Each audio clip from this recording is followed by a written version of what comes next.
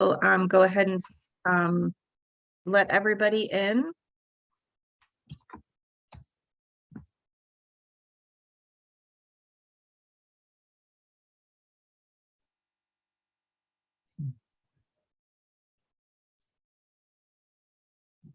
Good morning, everyone. Louis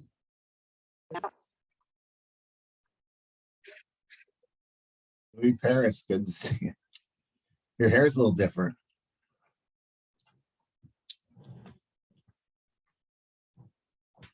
I decided a few years ago I wanted to go to your barber. Well, I still have it. You just can't see it on the screen, but but there's less of it. Yeah, I was in Vegas about 6 years ago and with my wife, and I said, how would I look if I shaved my head? She's like, let's try it. Which, your wife said it can't be worse, but Yeah, exactly. Didn't make me any prettier. Okay. Well, we'll go ahead and get started here. Just a couple of reminders. The recordings from today will be available, and Patrick will send out the links to everyone. Any materials that the presenters provide will be also sent out. Don't forget to check your emails for your sketches. The link will be sent, and you have until Friday, May 19th to submit those. And remember, you have to wait until the end of the Institute to begin submitting those. We encourage you to keep your cameras on to create a community of learning. And also, if you have any questions, go ahead and put those in the chat. We're going to ask everybody to stay muted unless you're actually speaking. That way we don't get a lot of background noise. So with that, I'm going to hand it over to Shelley and she can introduce our presenters. Hello, everyone, and welcome. I'm really excited to have our fine gentleman from the state of Michigan, Jeff McNeil. And Steve, I always throttle your last name horribly. Steve MACAE. See, sounds so easy to say when you say it. And they're going to be with us today, which I'm really excited about.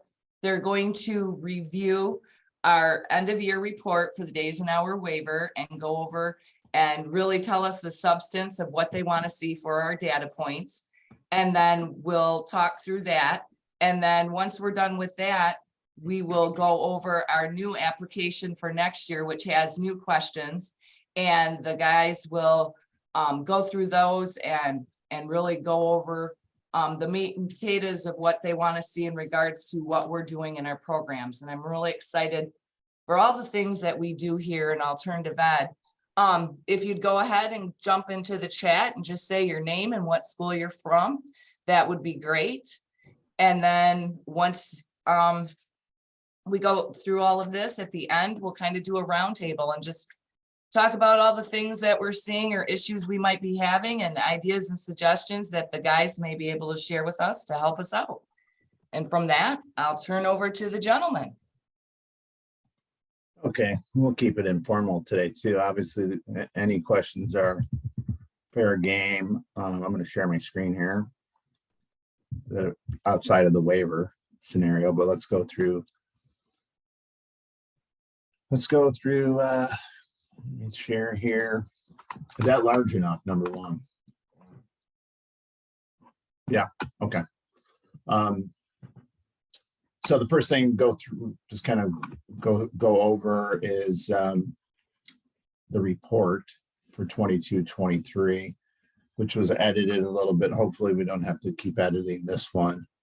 We made some changes to which you'll see to the application for the second year in a row, which were the only 2 times it's been edited in the last 20 years.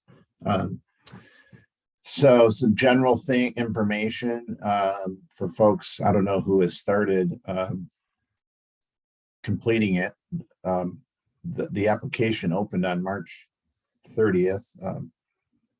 Superintendents received a memo, two memos actually went out, but in the memo for Alta was a link for the application and the report for 22-23.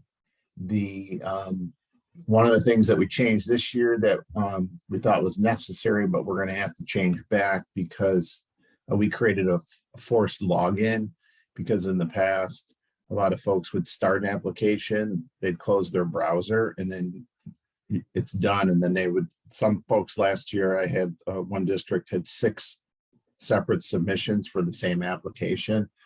The downside of what we tried to do this year was that there were plenty of folks that never fill out a waiver that created logins. So then it really messes up how we use this site called FormSite. So they have no intention, but they just wanted to peek at it to do that, to create a login. So, but there's a forced login. This general information has never really changed. Person's contact information, the district program information with building and district codes. There's only a few questions. There used to be a lot of useless yes/no questions that most people would probably think, I better click yes or something's going to happen. And it meant nothing. And there was no useful information coming from yes/no questions. So really there's 3 questions for folks to think about, how having the waiver fits into their school improvement process. And if it does, and if it doesn't, then it's something people need to start really thinking about, especially with the identification process that's happening with more and more schools being CSI or ATS in the alternative world. Then again, the next one is just thinking about how the waiver impact proficiency, your grad, and your attendance rates, because that's really what it's about, or it's supposed to be about. It's what's the impact on the students. It's not just for less time. And there's been a lot of those in the past. Jeff and I are pretty straight shooters to just let people know there's some folks that do reductions in time to do reductions in time. And that thinking has to change. And then the next one is, the time that's not reported as instructional time is key to talk about what are all the things you're doing if you're reducing the time.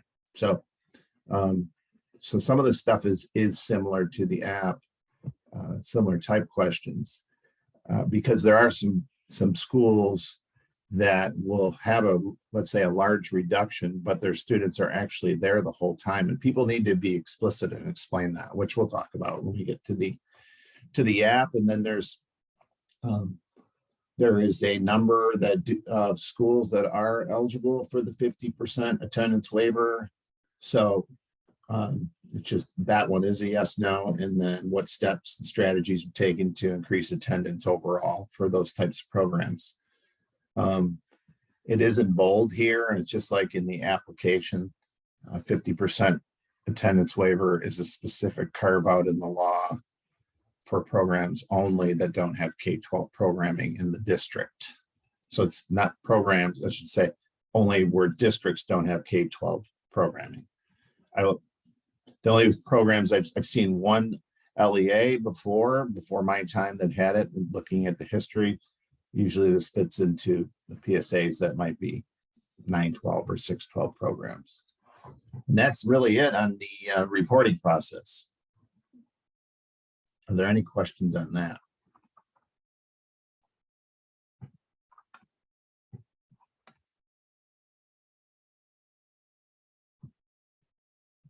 No? Not yet? All right, so let me move on then to I'm trying to let me stop for a second, then move over and then reshare.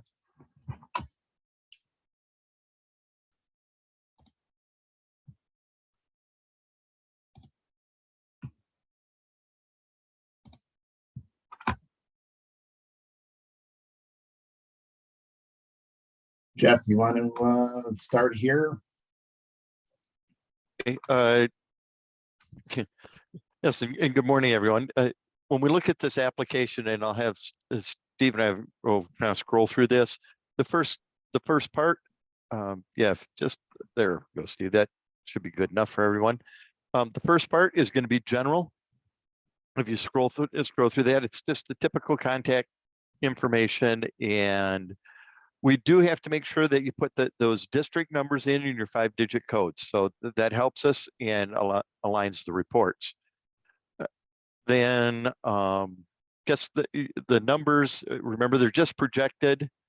Very basic information here. We do keep scrolling down. We do need to know if you're a Title 1D building and if your program is receiving 31A funding. That might sound funny, but the district may get it, but what we're actually looking for is, are you getting some 31A funding? Does it actually make it to your program? There's a difference there because they may be taking all their at-risk funds, spending it elsewhere, but it doesn't quite get to your program. So we need to know if you're getting those 31A funds down to you. Yeah. And those are questions you need to be asking in the district. I can tell you from personal experience that 31A funding was a big part of our program. And then later on, the district was receiving 31A funding for my program, and none of that money was coming into my program.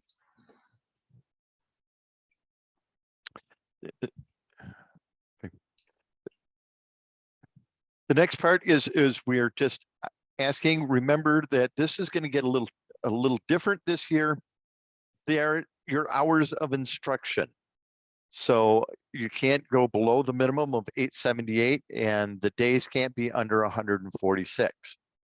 So we're asking how many hours the program operated last year and how many are you planning on this year? Oh, we have a typo there, Steve. Oh, sorry, hours and days. I was just, days are different. Okay. Yeah. Then I think we're gonna, Well, before this is we all move- last year. We're gonna scroll down and it's we're gonna both. ask. I mean, it's both here, but the important piece is right here. That's new. There, yes, the actual instructional time offered to all students. Professional development can't be included in part of your request, or it can't be, you can't take off additional hours for that professional development. We actually are looking for total time that the students are receiving instruction. So this will also be reflected in your calendar, and we'll get to that in a bit. Yeah, and the key, and the reason that we're bolded that and made it more important is that what came about last year was the first time we started requesting calendars, and that's where we found about 80% to 85% were incorrect calendars that were, so we'll be specific on that later. But then that also highlighted where some folks were doing large deductions and then throwing PD on top of it. If you already have a 20% reduction and then asking for more time to go below that, that's problematic. So instead of doing a proration based on every request, it was just simply removed so that it's, like Jeff already mentioned, actual instruction is what you're putting in there. If you have a large deduction, you could do as much PD as you want, to be fair. So just keep that in mind. The other thing,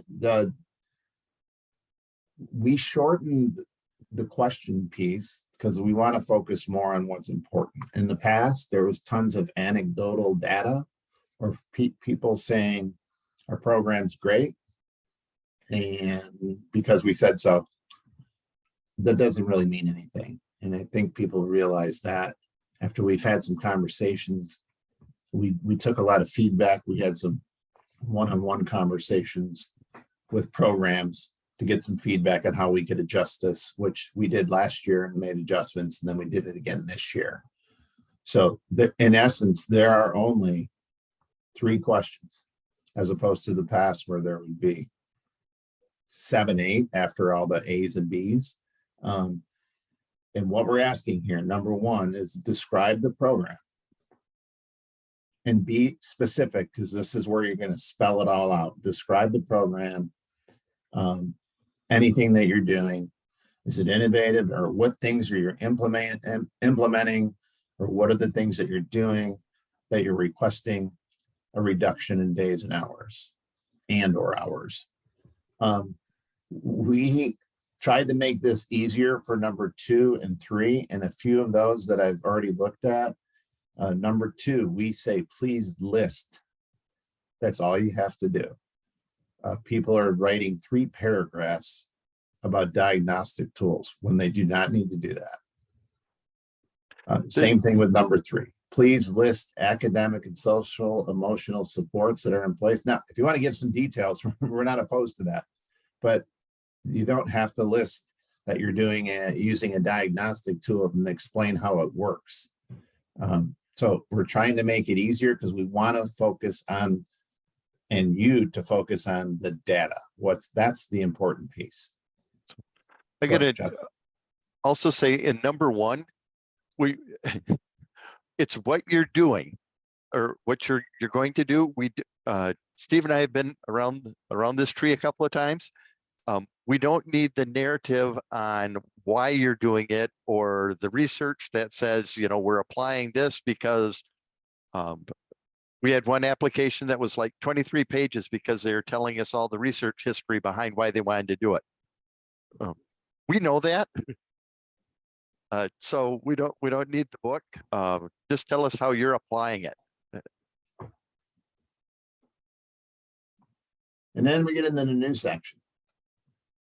Now we know 2020 is going to be a little bit different because everything was canceled. So for assessment, and then we had to make an adjustment on the first one about being specific, because the first day this went out, people were asking, can we use all kind of random pieces for math? No, we want to have some comparable data across the board.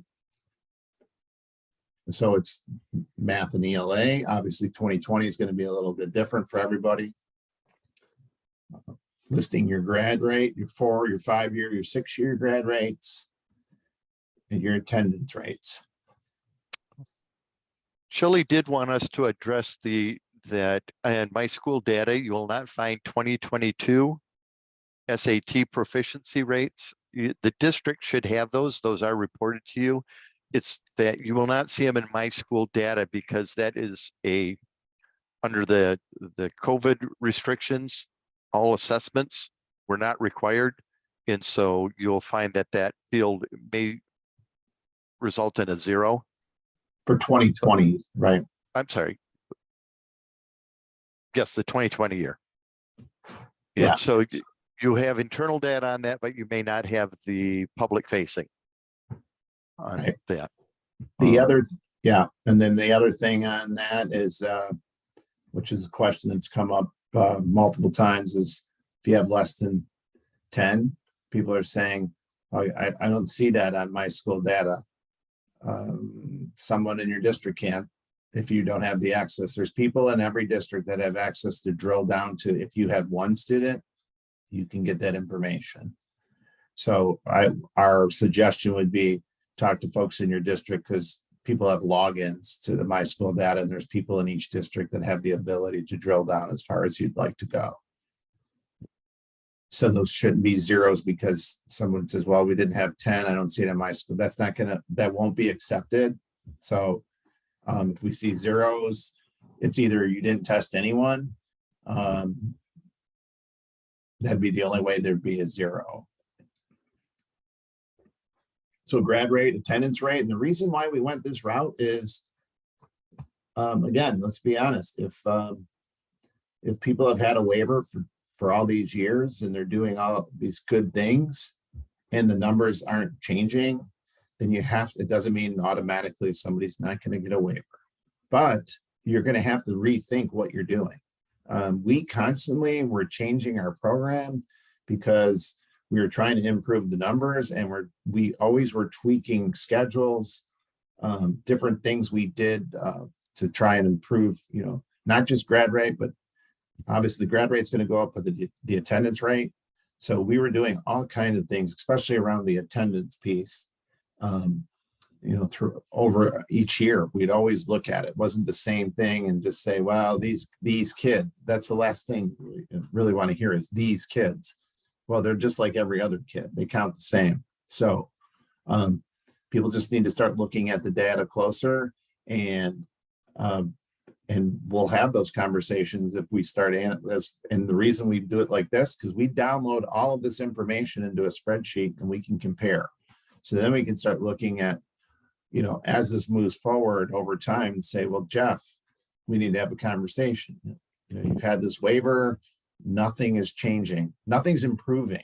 So let's have a conversation about some ideas. There's some other people out in the field that are doing some things. So it's about networking and sharing and seeing what people are doing and trying some things differently to move the numbers. Leave anything out, Jeff? Oh, the other reason you'll see these is because if you're a CSI school, they're also what is being measured and will get you on that list quickly. So we're just trying to be a little preemptive so that we're looking at this, especially under the days and hours waiver, so that we can help you try to avoid that list, or so that we're prepared when to suggest changes that'll come if you become designated as the CSI school. Right. For those that don't know, Steve and I think between the two of us, they have about 16 or 17 of them around the state, if not more. And our unit specifically is probably dealing with a majority of the CSI alternative eds. So some of you have seen us before, and hopefully you'll be able to see us without being on that list, but to get those improvements before it happens. And then the only question we put here with this section is list and describe an area of focus, right? From the year, and hopefully here people won't just say, we're going to focus on our grad rate. We say talk about describe, hopefully people will think we want to work on our grad rate and this is what we're looking to do. And again, the other thing with applications, if anybody is new to this, is if someone submits an application and it doesn't, let's say, pass the test, right, of going through, and we're like, it's not a denial. There's always been an opportunity to address a question. So we could say, hey, I could say, Jeff, reach out to Jeff and say, he really didn't say anything in 4. What can you tell me about 4? And that can be done by email. People do not have to go back into the application. We add addendums all the time in the past. So we will continue to do that. I actually just had one yesterday, an addendum that was sent to me, and it was a calendar addendum because of a contract, right? I know those can change. So we just add that to the folders that we keep for every district. And then we also ask for some additional data down here regarding percent chronically absent, dropout rates. Jeff, you want to talk about these two? So one of the things that we're looking at is that we know that these two factors are primary in students not being successful. Chronic absenteeism does affect dropout rates. So there's enough data and research out there that's been done. We don't need you to cite it. We just know that when we look at those chronically absent students, when that starts, typically most of us are dealing with middle school or high school. When middle school, those trends start and they always carry into high school. So we're looking for that improvement. If you would like, we can always help you with getting started in the EWIMS process or looking at your multi-tiered systems of support. So that's why we're looking at this to see when that's happening. And as Steve was saying, we're here to help you, not to ding you. So if your absenteeism rate isn't changing or is increasing over the years, or your dropout rate is staying stagnant, we're here to help you find different paths, alternate, do we need flexibility? There are things that we can look at to address those absentee rates and dropout rates. Again, we know that these are primary factors in our students not being able to graduate on time or even make that 5th-year graduation cohort. Right. The next one is the 50% Yeah, attendance waiver. Yeah, and I mean, that's the meat and potatoes, what we just covered right there. Yep. That's it. So yeah, the 50% piece, we already mentioned that. This is a carve out only, and that's why it's in bold. The 50% waiver, 50% waiver for attendance is only available to districts not operating full K-12 programming. So if you have any questions, you can ask them here today, or if there's things that come up later. But again, that's a carve out. Usually applies to a smaller subset. The other thing that we started last year, continuing this year, is and we changed the wording. Please attach the calendar, because last year, like I said, 80 to 85% of the calendars that we received were incorrect. Taking a screenshot of your district calendar from your website does not work. It basically, you need to submit, the calendar needs to match what would be submitted to a pupil accounting auditor, which many of you have seen those. We've all, well, not all, but we filled them out. There's counties do it differently, but a lot of times it looks like a spreadsheet that you fill in, they would receive. And this add-on started last year per the request of a couple of auditors, and talking through to make sure that what they're submitting to the auditor was the same thing they were submitting to us, because there was 2 situations where that wasn't the case. So somebody wasn't telling the truth, and then they faced a large FTE deduction. Steve, do Yes. you want our district calendars, or do you want our district calendars with our Fridays taken off?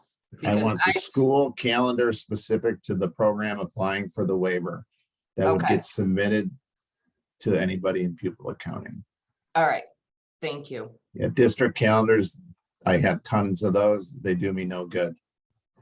So it's, and remember, people, one little side note that people do need to remember when it comes to alt ed, or anybody that has, I should say, a reduction in time. If you were to face any deductions, they're not based off what you submit. They'd be based off 180 days and 1,098 hours. So that's where, if somebody was receiving any FTE deductions for problems with the calendar and things not going right through an audit, it's not based off what you asked for. So then the amount goes up. So just keep that in mind. The other piece here, we kept this on here, data upload, any additional documentation. We do have, last year, this was a requirement, and only 5% of the submissions included data. One other thing that we had to add a note, because we just assumed that people knew this, you cannot submit personal identifying data of students. That's against the law. And we had that happen on a number of cases last year. So this is not a requirement this year, but somebody could say, hey, we're doing this. Might not be a way to describe it, or we can describe it, but we'd also like to include some other information to show what's really happening. So people can are still welcome to attach some documentation. Last year, there were some districts that attached some really neat things too. So that is still open. We then put here in larger letters, because this error occurs every year, and that's okay. It's just trying to minimize it, is that we talk about, please verify your district and building codes are correct, because what'll happen is somebody will put in the wrong number, and then we generate everything based off the EEM, Educational Entity Master. And so let's say Jeff could be in Lakeview in St. Clair Shores, Michigan. He puts the wrong code, and everything gets addressed to the superintendent, Houghton, Michigan. So it's just a double check at the end to make sure everything is correct. And then after that, there's just the assurance section. needs to be signed. Like we said, with the login and the forced login, you can save progress and come back to what you're working on. You know, when you're done, submit. Like I said, in the past, it was always, I remember filling this out and like, oh, I better do it in one sitting, because if I don't, I'll lose it all. And then have to start over. So that's both waivers, the application and the new and the report for 22-23 in a nutshell. What questions do people have?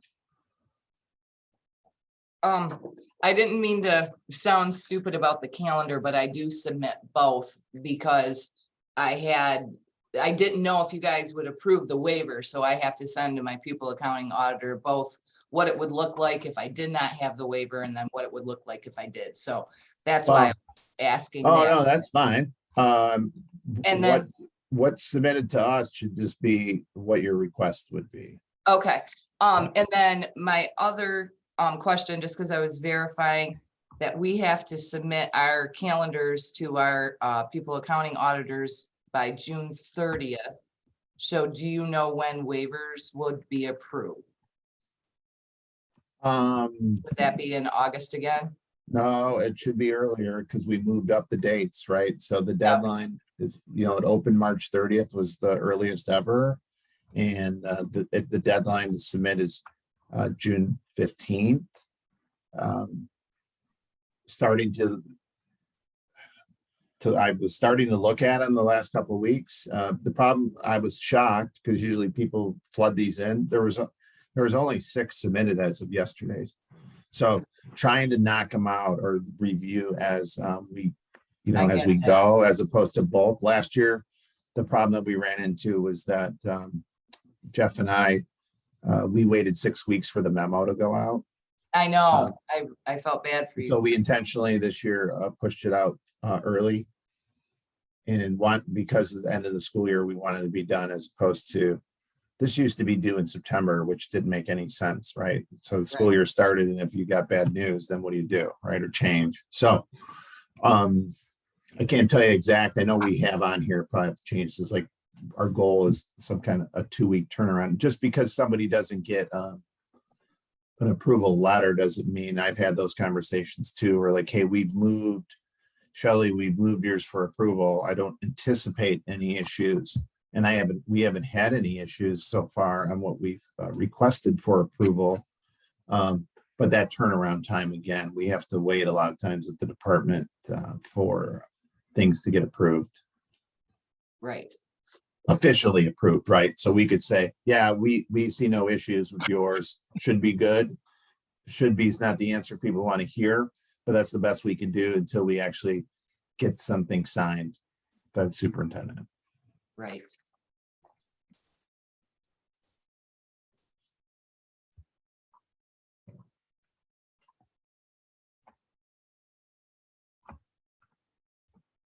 Any other questions related to the waivers?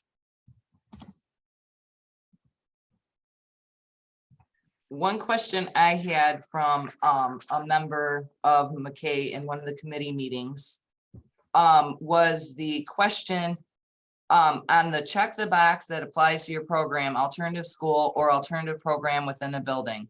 They wanted to know what the difference was between those two, and I didn't want to say anything. You guys are the What did you want to say, Shelley? well, I wanted to say a lot of different things, but Well, there's you guys to set there's it a big straight. difference. I mean, it's I say big. There is a difference. It's not a big difference, but alternative school means you have your own EEM number. An alternative program within a building would be, let's just use if I'm at Clare High School, we have a building code, and we have a program inside that. It's the same building code, but it needs to be specified. Yeah. Thank you. So yeah, simple answer would be alternative school has their own EEM number.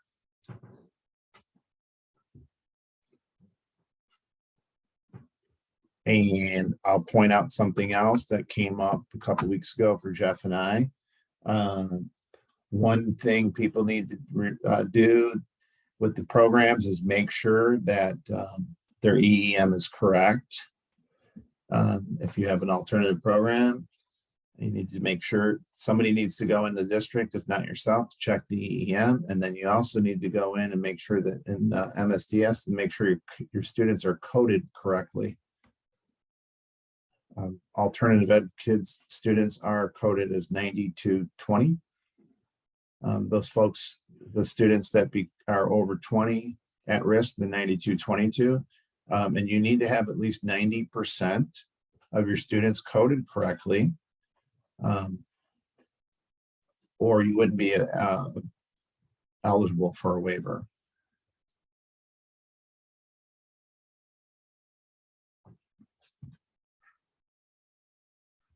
That is going to be a big issue. So please make sure that those are correct. We've already had some districts that if they do not make the correction, will be denied the waiver because they are not 90% or above with students coded correctly. We see this come up a lot, and especially in district when they're transferring students, they do not change that classification. And so that's an internal problem that we can't help you with. And we all know how that happens. You know, they were in the high school in September, October, November. After Christmas, they became yours, but nobody went back and changed the classification of the student. Then you end up with, you know, at the end of the year, you're showing that you're below that 90% because they've transferred those students. Yeah, and a lot of this stuff has come up more in the light with all of the CSI work that we've been doing and having to look at some other digging into the weeds a little bit and finding that there's been a few programs that had waivers.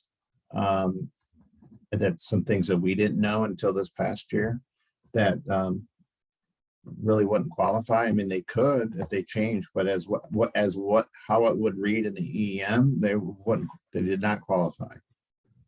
So those are different things because then there's an accountability issue too that comes up and people are not coded correctly or listed correctly in the EEM.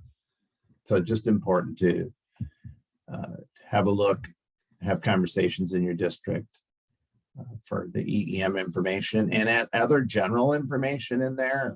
We've discovered a number of schools or districts. This has happened just in general, anyhow, in the past, where they don't update their EEMs. So communications from the state goes through there, and then, you know, Shelly Hansen is left, but they leave, you know, and you're retired off enjoying the sun, and they don't change the EEM. So they're sending information to dead emails. So just keep that in mind. We've just discovered that again with all of the other work that we've been doing cross office regarding CSI.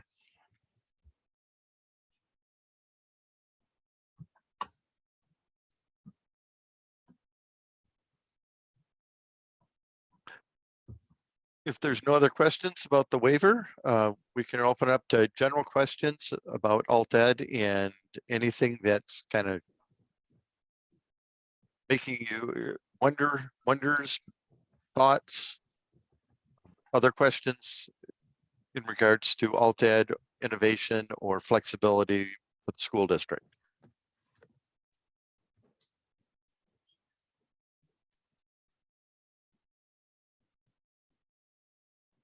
Okay, well, I'll bring up one. That was solidified. The law was changed. Big thing in alt ed last year was teacher certification. And now appropriately placed has been defined in law. So appropriately placed is now stated as a grade level and content area. The carve out that's still available as of today, and I would anticipate it continuing, is the alternative ed learning labs, where the teacher could be the grade level. And obviously then students are on multiple different working on multiple different courses at the same time. But you also need to keep in mind that Alt-Ed Learning Lab has specific designation. That is where students are in attendance on a daily basis. If they're not, then you'd fall back into 21F or 50D, and under that, it's back to grade level and content area.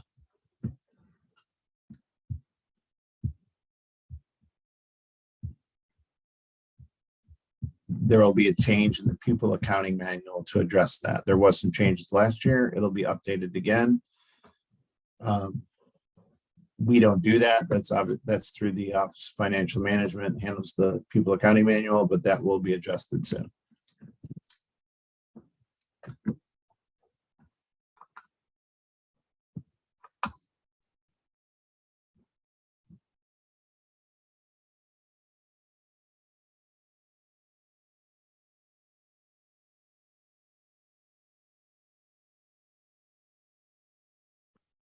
Other areas and reminders are moving, maybe busting up your calendar a little bit, looking at maybe a blended calendar, starting early, staying a little later, shorter, more days in session, but shorter hours is gaining a little bit more in popularity. The other one is moving to trying to get totally away from that whole seat time thing and moving towards proficiency. Move them along as they can.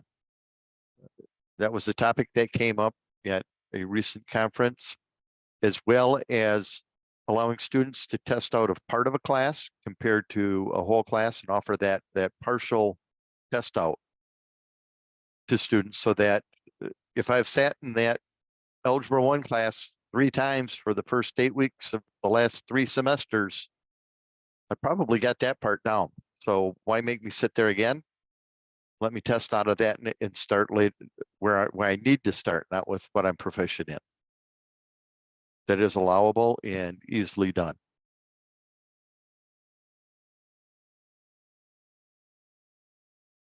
Yeah, that gets into thinking about the diagnostic tools that we mentioned that were in the application.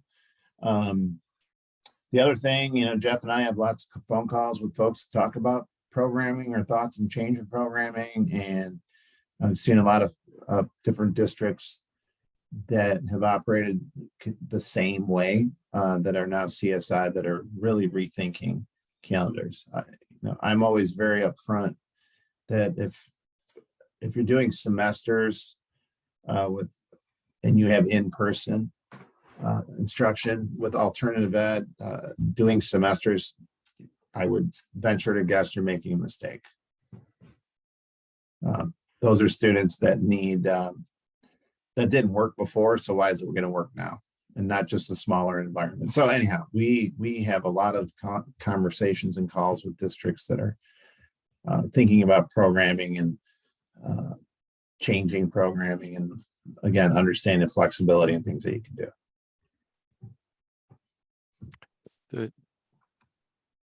The other thing that's come up a lot when we're looking at social emotional health and that type of thing is what truly look at your environment that the students are in. Is the environment centered around them?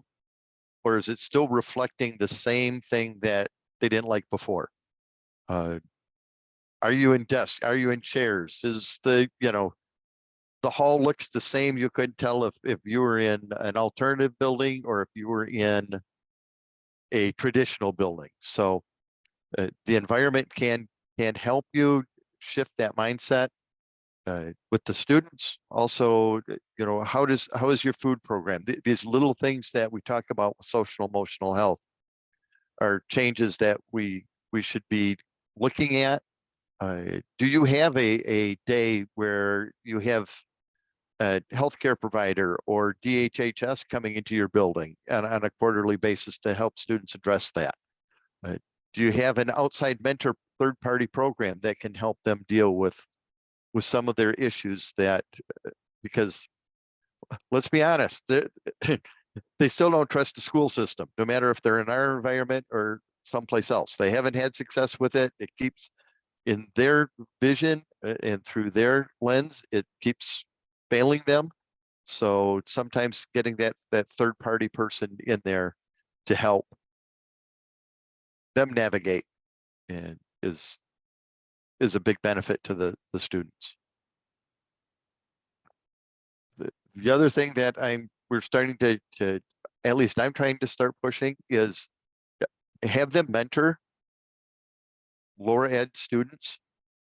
There's ways you can do that and pay them through some of those programs, but districts that have done that or programs that have done that, we find that if you've got a student and this is an attendance help, if they're helping on a scheduled routine basis to help a third grader learn how to read, it improves their reading because they don't want to look bad. But then it improves their attendance because they know that there's 2 or 3 times a week that they're going to have to do this. And if they don't have the attendance, they're not going to be able to help that student. And that has shown to be very beneficial, not only the few programs that have done in our state, but nationwide. Again, it's one of those things that as they're proficient, let them help those that are not. The only thing I would caution, and this came up the other day with the program that was doing it, is make sure there's a big gap in grades. You do not want high school with middle school unless you've got some strong parameters in place, shall we say, but it works better to have them skip a couple of grades and get down farther. Unless you're truly doing a mentor program for 8th graders to a 9th grade building.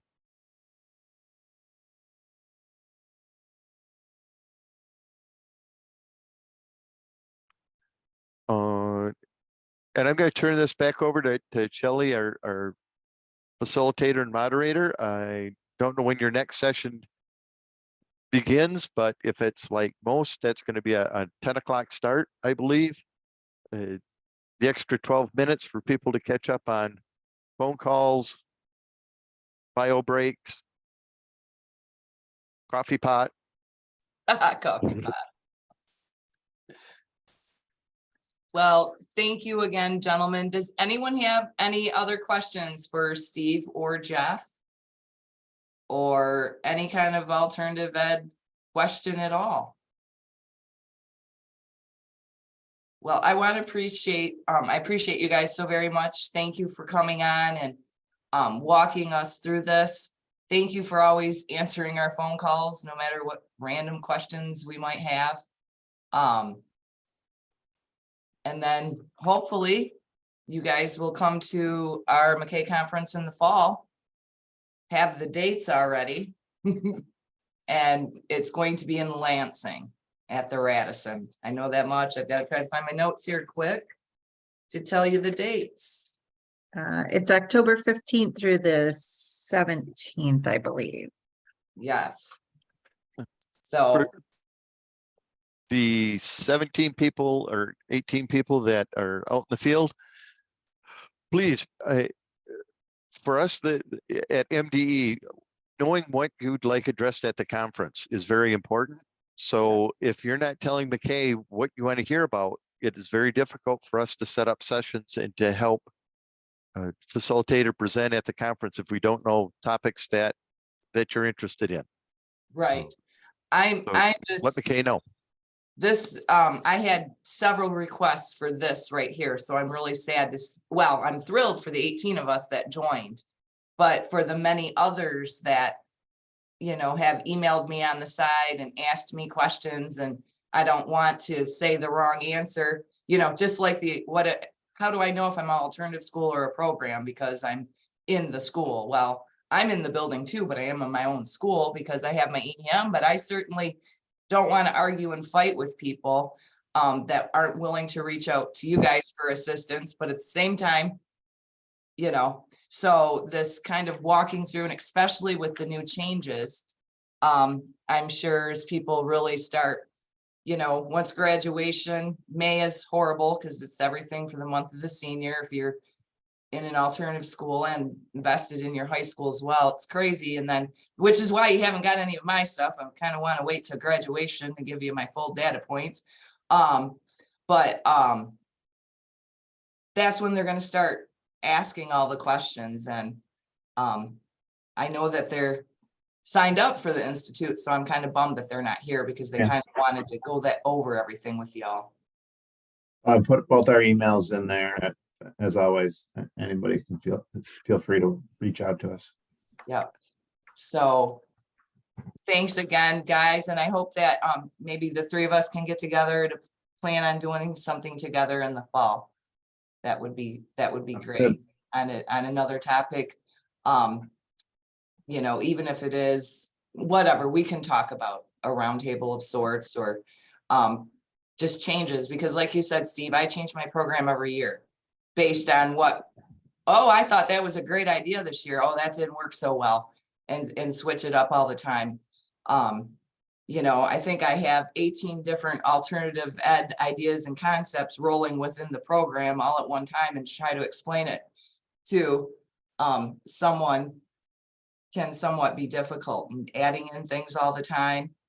This waiver has helped my kids tremendously with this school to work component, you know, because they don't have to be at school on Friday. They can actually earn a half a credit in an elective called school to work, and they're bringing money home to their families and earning credit at the same time. And it's just so powerful, and it means so much. And so I want to thank you on behalf of those kids, because you're the ones that say, hey, let me help you out. And I really appreciate it. So I don't know how other people use their waiver. Maybe that could even be a conversation. I mean, just sharing those ideas and what we're doing. So.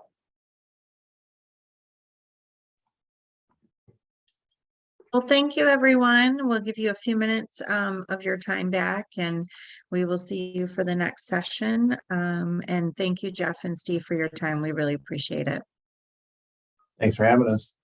Thank you.